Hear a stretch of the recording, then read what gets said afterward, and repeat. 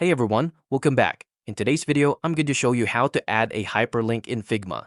This is a quick and easy way to make text clickable inside your Figma design. To get started, open your Figma file and select the text tool. Click anywhere on the canvas and create a text box. Now paste the full website URL directly into the text box. For example, you can paste a link such as a website, document, or any web page you want to reference. Once you've pasted the link, simply click outside the text box to finish editing the text. Figma will automatically recognize the URL and convert it into a clickable hyperlink.